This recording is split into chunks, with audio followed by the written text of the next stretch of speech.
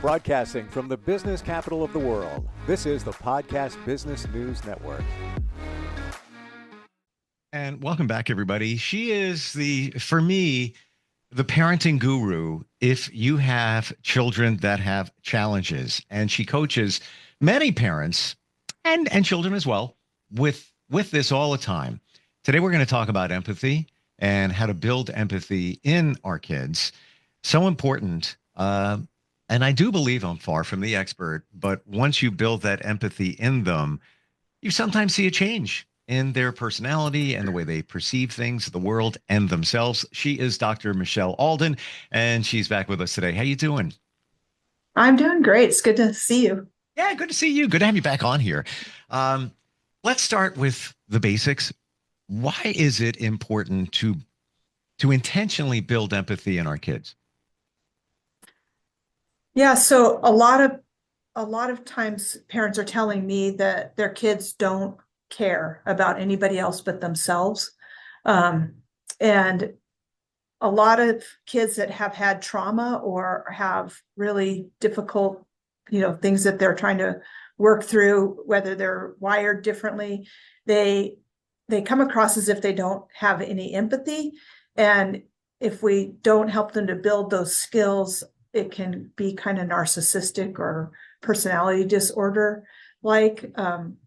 Where as we move through our lives, we want to be more other focused, but it is part of childhood and early development to be very like, it's all about me. But we're talking about kids that sometimes don't move past that, and it's to extremes of where they don't really understand how anybody else is feeling about it. That's a big one. That really is when the child, and I'm not judging. It's just been there, done that. I've seen it, that when the child thinks, oh, it's all about me. It's all about me, instead of considering the feelings of others, right? Yeah, well, and it's, in the hierarchy of needs, that is the top, right? When we start to really understand ourselves and be able to give to other people, that's very high level stuff. And so I think when we're looking at that as parents and we're realizing that, that takes some growth and development to be at those higher levels, even for ourselves as adults, that sometimes our expectations about what empathy is and how to build it may need some help, I guess, because having empathy for other people, I think in our family sometimes tends to be more of people pleasing, just wanting to make other people be okay with us. And it still is kind of for us. And sometimes we don't really move from that very well. And I see that a lot in families where it's not really, understanding how we feel about things and how other people might feel about things, being able to see things from different perspectives. It's more, if you're upset, then I've got to do everything to make you happy because that helps me to feel more safe. Now, before we get into working on building empathy in our kids, if we don't do that and they grow up to be adults, what is the potential challenge there? Well, there's a lot of selfishness, right? And it usually comes out in our relationships, and that's where a lot of times people, because of things that are happening in their relationships, that's why they are seeking counseling or help. And so as adults, like our closest relationships are going to be the most affected by it. You can have empathy, and care about people at a level, like even in the work that I do as, a caregiver or a counselor or a coach. But in our relationships, it takes being able to see something from a different perspective and being okay with ourselves enough that different perspective isn't threatening to us. So take us through the journey of building empathy, and I'm guessing that it would be different for different age kids. I think I look at more at levels of where people are. And so a lot of times we start with, instead of putting this emphasis on, how does that make, when I hear parents tell kids, how do you think that makes me feel? Or how do you think that makes Johnny feel when you hit him? All of that. That's a classic. I, That's a classic. yeah, Yeah. Hmm. yeah. I like to just deal with what is. And also I encourage parents to we're not trying to put a lot of feeling into it. We're just showing some basics, right, of how we treat each other.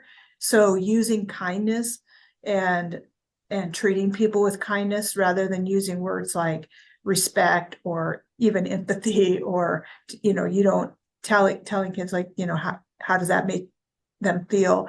Instead, one is acknowledging their feelings, like their, how they are feeling in that moment. Wow, you must have been really upset. Mm. And what are we going to do about that? And helping them to kind of validate their feelings and look at it themselves. Because I have found that people that don't have a lot of empathy for other people, or concern, or even know what to do to help people, a lot of times they don't really know how themselves very well. They don't know what they're feeling. And so the kids that I work with, they really struggle with that. It is all about them, and we want to move away from that. But at the same time, they don't really know how they're feeling. They know they're angry. They don't necessarily know why or what led to that. If you say something like, how do you think that makes them feel? To me, it almost sounds as if your child is being blamed. Now you're putting something on them. Um, Maybe they were responsible for something. Maybe they weren't. Either way, it sounds like it would be very counterproductive to put them in that position by using phrases like that. Yeah, and that kind of goes back and forth, right? Well, it's like, I don't really care how he feels because he said this to me, and that's why I Right. hit him. So. Exactly. Exactly. But as you, Mm. yeah, and so as you start to help kids understand, like, in my work with parents, like helping them understand that the behaviors come from the child's like thoughts and feelings, and how and what's going on with them, and so we address that first. Then there are also, like, we're also helping the parents to model that, like they're modeling, validating the kids' feelings. It's not condoning what they're doing. I mean, we still don't want them to hit, but we want to acknowledge, like, hey, I can see you were really frustrated, or your feelings got hurt, or you were embarrassed, whatever it is. um, when we feel that way, what else can we do? So it's helping them know what they can do in those moments, because then they're going to be so much better at helping someone else know what to do. Can And we so that takes a lot of work. It does. Yeah. As a parent, it's very easy to say, how do you think that makes them feel? It's almost like all you're doing is repeating what your parent said to you. It's almost like let me pull that out of my subconscious and just repeat it because it sounds like something I should be saying right now based on the situation. So take us through. And by the way, full disclosure, I'm getting texts from a friend who's on a son is on a basketball team, and another uh, player slapped. You said hit, slapped the other player when they were all shaking hands at the end of the game. So it's like this is just rampant. It happens. It's life. It is what it is. Yeah. Um, Yeah. Take us through that. As an example. So let's say your child hit somebody. Yeah, it happens for all different reasons. And what you should say at that point, obviously, we've identified we're not going to say, how do you think it makes them feel? But how would you navigate that situation? First of all, we have to acknowledge when something like that happens, we're embarrassed or we're upset, True. because, and we feel like, I've got to do something about this, and I probably have to kind of make a big show about it so the other parents know that I'm doing something about it. But I just want to interject. You're so good. Yes, that is exactly what a parent would be thinking. Didn't mean to jump in there, but yes, like it's like you really got a handle on both sides, the whole picture. Yeah. So, take a little bit off of ourselves, and just be like, okay, this is a hard situation. And a lot of times we're looking back on what we could have done better rather than in the moment, because in the moment, sometimes whatever's going to happen is going to happen. But just coming alongside that, and also, when something's going big and with your kids and other kids are involved and other parents, being able to remove your child just even a little bit from that situation so that you get a little bit of space, and then you can work directly with your child. And having a plan, I think, ahead of time helps a lot. That helped me a lot as a parent when I realized that I could just realize, like, oh, I'm embarrassed, I feel like I need to do something. And instead of, even putting back on my child, how do you think that makes me look? How do you think Right. that makes me feel? Instead, Right. it's like realizing, like, this is just a parenting moment. My child is human. It's their first experience being human. It's my first experience being a parent. So getting a little bit of space, and then and I think acknowledging, what sometimes you can go for, hey, we don't hit, we're gonna take a break. And when I work with parents, sometimes we do, you hit, you sit. So, it's like, we're going to take a break for a minute. You're not, and then we can kind of talk about it, because we can't really reason with them when they're in the emotional part or reactional part of their brain. So we're just taking a break. We're kind of getting things calmed down, letting them think about it for a minute. I'm not really big on pushing kids to apologize, but I do feel like sometimes they just need to know that's what we need to do right now. We're going to say sorry, and then we're going to leave. If there's anything we can do to repair it, we can, in the immediate, we can do that. Like, how do we make this right? I'm more into that than even making kids say they're sorry. But I do feel like there's just kind of a social norm. But what parents tell me is that they don't have any empathy because they never really feel sorry. And so I feel like, well, what is that about? What is the sorry? Who is that really for? And what is that about? And if we can help kids see, like, if I do something wrong, there's just some things I might need to do to repair it, regardless of how I feel about it or how I perceive somebody else feels about it. It's just making things right. So if a child breaks something, is there a way to fix it instead of putting all the feeling about it? How does that make your friend feel when you broke their toy? It's like, sometimes it's a little bit above where we are. We just need to know what to do. And I think that's so true. That's why parent coaching is so powerful, because it gives you something to do in those moments, to know what to do.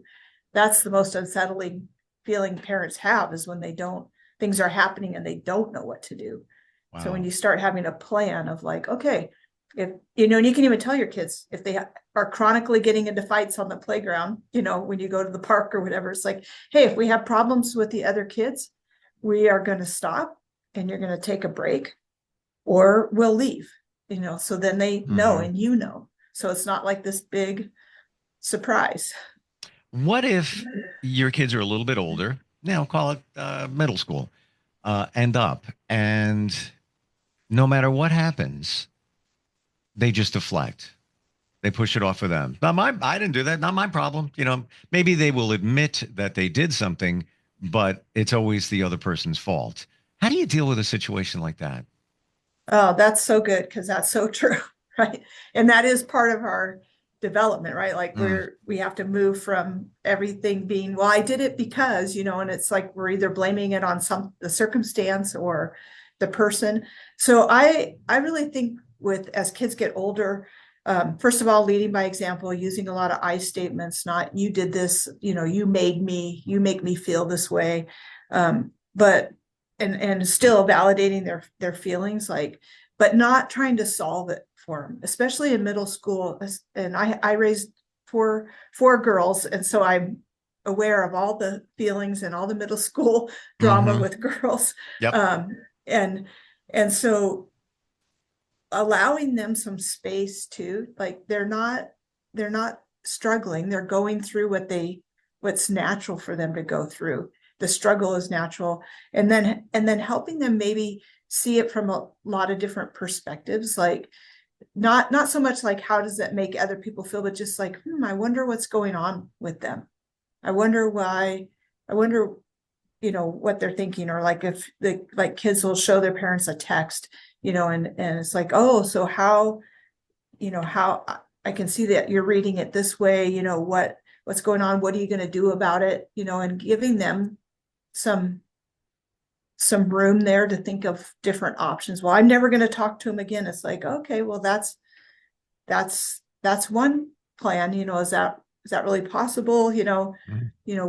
What else is going on? I think if you try to just make it all about them and their feelings, like, oh, they're just having a hard time, and try to make the kids understand that, you're going to hit some real resistance, because really what they need is their feelings validated, and that they need to know that they can also come up with solutions. Well, what can we do? What's your plan? How are you going to fix it? What do you still want to be friends with these people? Are penalties important, and do they work? For example, you hit another kid in school. Most times there's a penalty, and especially there's no tolerance. Quick side, slightly funny story. My son's great student, straight A. He's an Eagle Scout. He was in middle school, and they're in the cafeteria. And his best friend, really close kid, is right there. And they're talking. And he's like, I wonder if you could reach me. If you could hit me from there, like arm's length. I wonder if you could. And my son's like, I don't know, I think I can. And he went like this and hit him. It's just, guess what, though? They both got suspended, because there's a zero tolerance, and it is what it is. And even though it was all explained, the school, that's the way it is. It was just for a day, whatever. And everybody all understood what it was, but it was just in fun, like just goofing around in middle school. But penalties, do you find that they're effective? Should we say, well, if you do that, this is going to happen? I think that, like, in the school situation, they have their policies and their protocol. I feel like it's really important for parents to back that up. If you have a problem with it, you can deal with it later, but don't let your kid know that you're trying to work that out. Let the school have their policies and help your kids. Is like, the rules are the rules, right? Like, I might have a lot of reasons for speeding, but if I get a ticket, I probably, have to admit to myself that I deserved it, Right. So, Right. And so I feel like it's important to have those rules. That's why I like the hit, you sit, thing that I teach parents. Is it's there are natural consequences that happen, and there are consequences that we can put in place. I feel like they have to be really tied to it. So if your kid is, texting people really bad stuff, cyberbullying, things like that, it makes sense to take their phone and realize they're not mature enough to have that right now. Okay. But if something happened at school and they're in trouble, and now we're going to take their phone away and there's no tie-in, that's where I feel like it's not as effective. So in the moment, the kids I work with are very much like, there's now and not now. So I like things to happen, as quickly as possible. That's one of the hardest things with, like, juvenile court, is that there's this huge delay, and a lot of times kids are in trouble, grounded. Even at home, they can be grounded. They don't really, it's like, where's the tie in here? I kind of like the immediate suspension, even though they weren't trying to do anything bad or wrong. It's like, it was just quick and swift, and it's done. And now we're back at school. And And there was no disconnect. It's clear to the child or children, do this happens. What about if you're a parent and there's a school penalty, whatever it is, suspension, in-school suspension, whatever the penalty is, should you always align with the school? Even deep down inside, if you're a parent, maybe you don't agree with it 100%, but should you still, because it's not going to change anything. A little digression here, but I'm curious, your thoughts on that. Should you always say, that's what the school is doing and not interject your feeling? Like, I don't know. I think it's a little severe, Junior, but they're doing it. What are your thoughts? I do think it's important. Most of the kids I work with have like an individualized plan with the school. So I really work hard at getting the parents to see the school as their team Yep. and work with the school outside of their contact with the kids. I I think that part of this, like everything is about me and the selfishness, also kind of comes from like kids are dealing with them with school all day long and other people and teachers and all of that. But if you're sending them to school and you've talked badly about their teacher, if you've, said that you don't agree with these things, we're not creating a safe environment then for the kids to go into. Like, Yeah. you know, why are we doing that? So Yes. if you really are having problems with the school and you're really against the way they're doing things, then we have to look at some other options for But your don't child's include education. your child in that, because I could see Yeah. a lot of parents wanting to be, again, the delicate balance between the parent and being your child's friend or best friend, and saying, I can't believe that they imposed a suspension. That's really harsh. I don't agree with that. Taking that stance, it is what it is. You as a parent aren't going to change it. Potentially, maybe on the back end, you could work with the school and maybe change the situation, but involving your child in your thoughts of, wanting to be the ally, and we're going to fight the school together. Just, I feel it's like you said, like that's the safe space. That is, and now you're questioning authority. You're showing the child to always question authority, which might not be the right way to go, especially for a child or a teen. Yeah. I think that rather than like looking, as a parent, I think looking at it, we want to help our kids problem solve, not just question everything or feel unsafe everywhere they go because there's other people in charge. Right. Instead, we want to be able to like, okay, so you have this problem, like even if it was like your situation where it was just, a random weird thing. Yeah. Um, And by the way, I was totally fine with the quote unquote penalty because that's the rule. And guess what? Lesson learned, and probably a lesson for the other students around, that if you connect with somebody, in a forceful way, and again, this was all in just goofy fun, that's what's going to happen. That's the way it is. That's the rules. And that creates security for everybody. We know Mm, what the rule is. We know what's going to happen if we break the rule. It's not subjective to just everybody. And right. it's interesting to me how much that kind of stuff is actually what helps us to build empathy and understanding for other people. Because when everything's geared towards me, well, you don't know my situation, you don't know what I was thinking, you don't know, why I did it, and everybody's trying to live that way, and you know there's no understanding from anybody else's perspective, Mhm. especially, I feel like a big um, policy like that covers a lot of people. I talk to parents a lot about, because I work with kids that have crazy behaviors that are fighting at school for real, and Mhm. the parents are upset, and when the policy is enforced, but we have to work within, like, in that, because the other parents are also upset that your child is hurting other people, Right. like, and it has to be safe for everybody. So how do we do that? And so I think it does really tie in, because part of how we help kids move through those levels is the first level is they have to feel safe. And part of feeling safe is that there's people in charge, and there's some ground rules, and Yep. we know exactly what's going to happen if those rules are broken. Yep. Very, very delicate balance when you're in those situations, and especially involving other parents.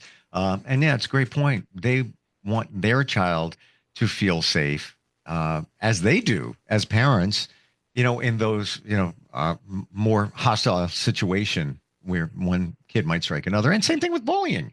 There could be no violence, but it can be just words and maybe threats. And I love, love, love how you look at it from all angles and helps us as parents understand. how we need to do the same exact thing. Love your approach. How do we find you, Michelle? If somebody is dealing with some challenges, doesn't matter where they are. This can be all done virtually. Um, their children are being challenged, and they are too. How does a parent connect with you? So the best way to connect with me is to go to my website, parentingchallengingkids.com, sign up for the Get Started page, and let's have a free consultation, or you can look around on the website, kind of see what I do. I have a YouTube channel, Parenting Challenging Kids. You can get to know me by the things I talk about and say, all different topics. You might even be able to find the exact question that you're looking for that way. Lots of information out there. And then, just message me or ask questions or whatever. I don't know anybody. I have never heard of anybody that does what you do. You are a true resource, and you are real. Yes, we have kids that are challenging. It is, yeah. It's not like you're ignoring it. It's in the name of your business and also in your website. And I love that. Not to use a cliche, you keep it real. And that's what we need. We need to realize where we're at here as parents, and it's not easy. And for that, there's you. Thank you so much for being here today. Well, thank you.